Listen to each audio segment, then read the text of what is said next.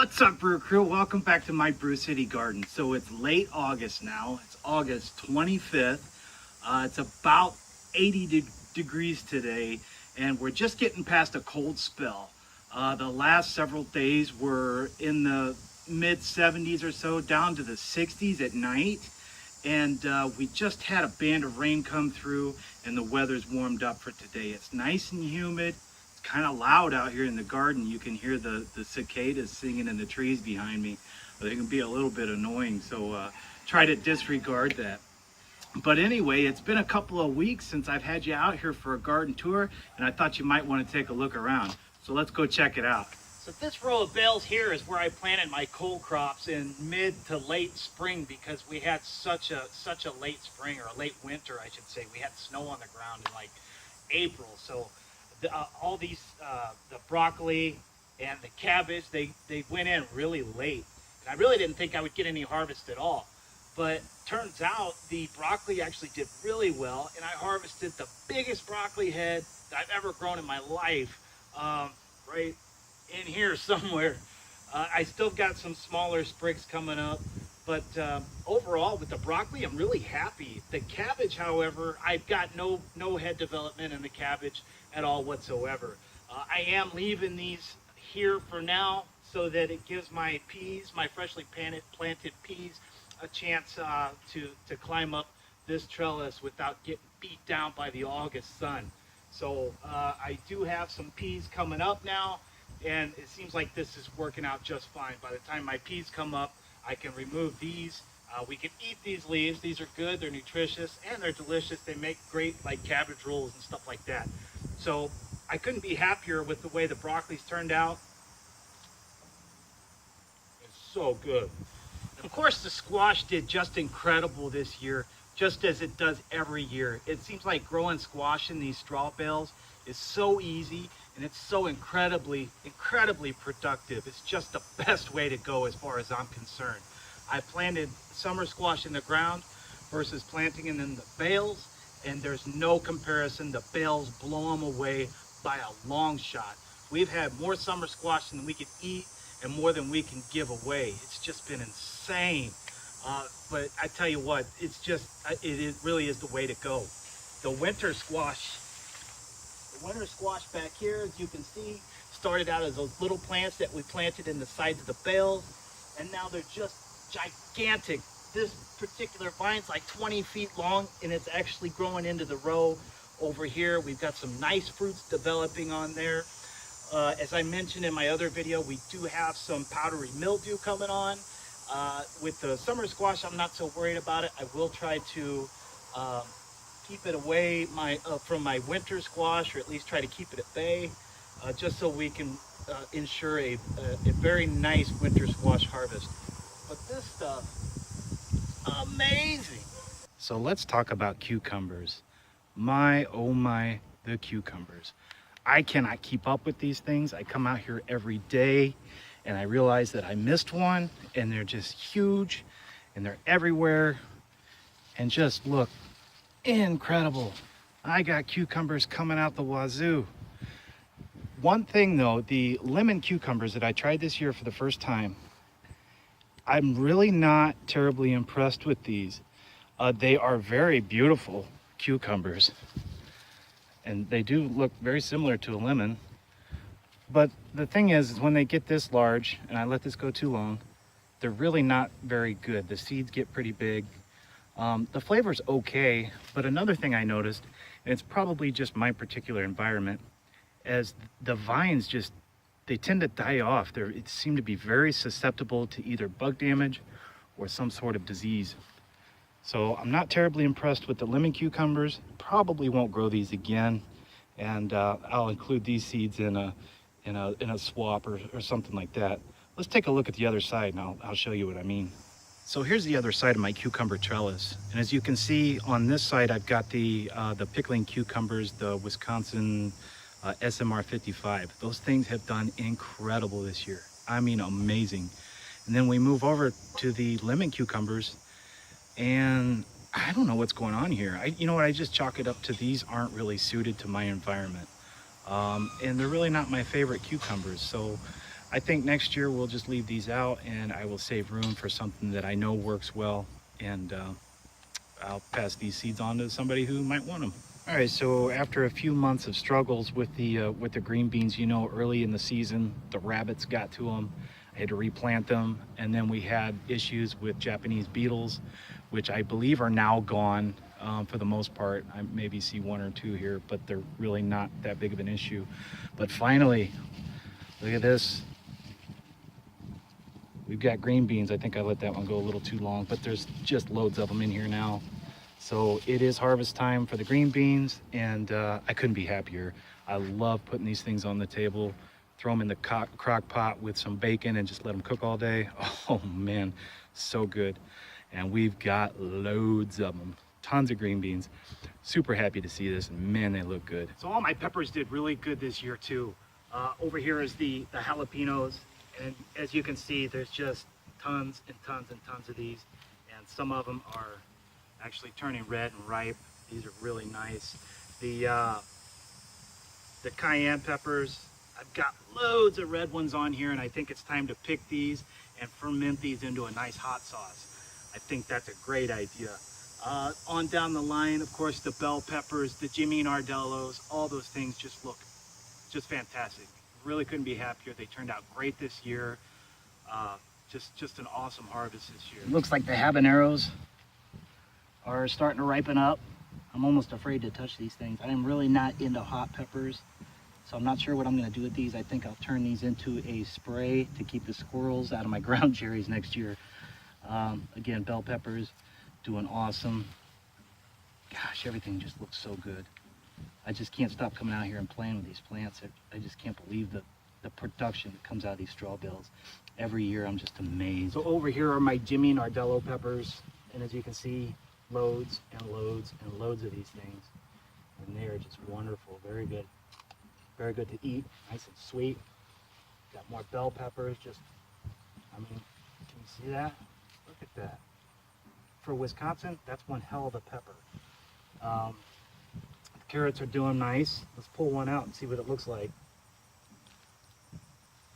Still a little wimpy, but that's okay. We're getting somewhere. I still got several weeks to go before we get a frost, so those should develop just fine. No problems there. I like it. It looks good. So as we check out the row of tomatoes, these things have grown so wild that they've gotten out of hand. Some of these are cherry tomatoes too, so they really tend to just grow kind of wild. But as you can see, everything looks really nice. No issues with blight, and that's because we use fresh bales every year. So it really makes a big difference as far as if you're worried about disease or you have a constant blight issue. Hey, try the straw bale garden, and I can almost guarantee you will never have issues with blight in your straw bales. These tomatoes, there's no words. I mean, just look at these things, they're amazing. Now, if I trim these back so that you could see all the tomatoes, I mean, it'd make your eyes pop out of your head. There are just so many. I don't even know. I'm gonna have so much sauce this year. It's gonna be amazing. So here's a trifecta for you. We've got the eggplant here in the center. And we've just got loads of eggplant. You know, for being the first time ever growing these things, I'm pretty impressed with myself. And of course, over here is the chard. We did the chard experiment earlier this season, and you can go back and check that video out. I'll link it up here. At this point in time in the year, you really can't tell either way how these were planted because it's just so thick and so full. There's more chard here than we can eat. I'll end up freezing a bunch of this stuff and we'll eat it all through the winter. Nutritious, delicious. Chard really is a staple here in our garden. And then over here, I don't know if you can see that, but we got a little watermelon developing. Will it mature before frost? Well, we'll find out. And last but not least, for this end of the straw bale garden, we've got our basil here, which we've just had loads of. I got a bunch dried up. We've got enough to last us all year, probably 2 years if I had to. The Brussels sprouts are just beginning to develop. I will trim these bottom leaves up again, and that should really start to spark some development. And here in a week or so, I will top these off just to get those sprouts to fully develop before before the hard cold comes. So looking forward to that. These actually turned out really well after I started spraying with BT. Earlier in the season, we had cabbage loopers and caterpillars pretty bad. The BT really knocked those out, and these things, they look fantastic. And then behind me, of course, is the ground cherries, which don't look great, but man, they're producers. I mean, we have had more ground cherries this year than ever, and these things are amazing. They taste kind of like a pineapple, just a really sweet little berry. They don't taste anything like a tomato. They're just wonderful.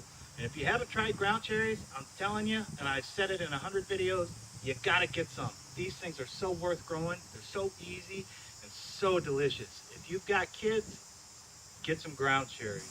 Now as we take a look in the backyard garden, again, this is an in-ground garden where I put all my used straw bales from the previous year. This is probably my best producing garden. These used straw bales are amazing, amazing for growth. And as you can see, the tobacco plants behind me, these things they're taller than I can reach. We're probably pushing 8, 9 feet now. It's absolutely amazing. The tobacco have gone to flower and have gone to seed. And soon I'm going to harvest these pods, and each one of these pods contains at least 1,000 seeds. And there's probably at least 1,000 pods here. So I think we'll be doing a tobacco seed giveaway come this fall. So on the other side of the tobacco in the backyard garden is the yacon, which are still growing strong, and I really expect to get a very nice harvest of some very large tubers. On this side here is where I planted the 3 varieties of potatoes, and as you can see, these Yukon Gold are looking pretty ragged. Well, what's up with that? No worries. It's really actually a good thing. When your potatoes start to look really bad and start drying up and dying, that just means your potatoes are ready to harvest. I want to dig in here and see if I can find one just to see what it looks like.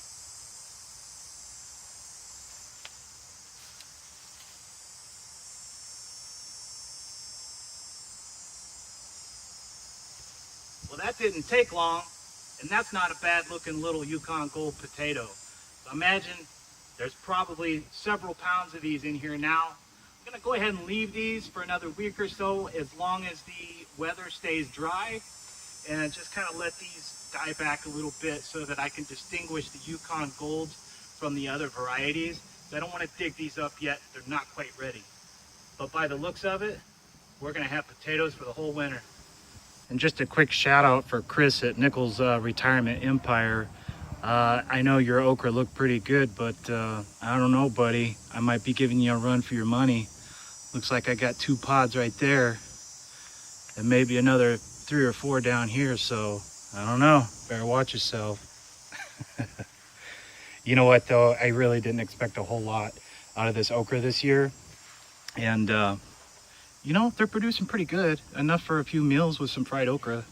So what do I have to complain about in Wisconsin? It's not too bad. And if I would have planted these earlier, they would have been a lot better.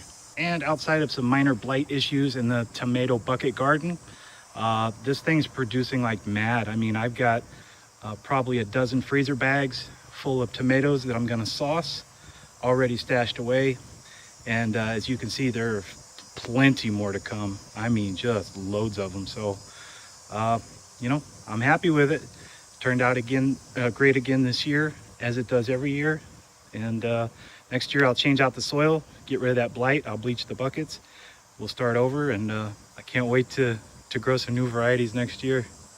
All right, guys, so thanks again for joining me here today at the Brew City Garden. As always, it's great to have you here. I hope you enjoyed the late August straw bale garden tour. Everything looks awesome. I've got no complaints at all. Of course, there's always minor issues. That's in every garden across the planet. There's nothing you can do about that. There's no such thing as a perfect garden, but this is pretty damn close, and I'm really happy with it. Hey, if you like this garden tour, give me a big thumbs up. And if you're new here, make sure you hit that subscribe button to keep up with the Brew City Garden for the rest of this season and for years to come. Hey, and if you want more information, you can check out my Facebook page. You can find me at Facebook at Brew City Gardener, and check out our straw bale gardening group. It's called the Global Straw Bale Gardeners Collective, and we're getting everybody in there to share their experiences and their knowledge from across the planet. And it's going to be a massive resource of straw bale gardening knowledge. And once we get this thing built up, it's just going to be phenomenal. I just know it. It's going to be a great thing. So for the sake of time, I'm going to go ahead and get out of here. We'll cover some other things in other videos, but everything looks great. You guys have a wonderful day. We'll see you.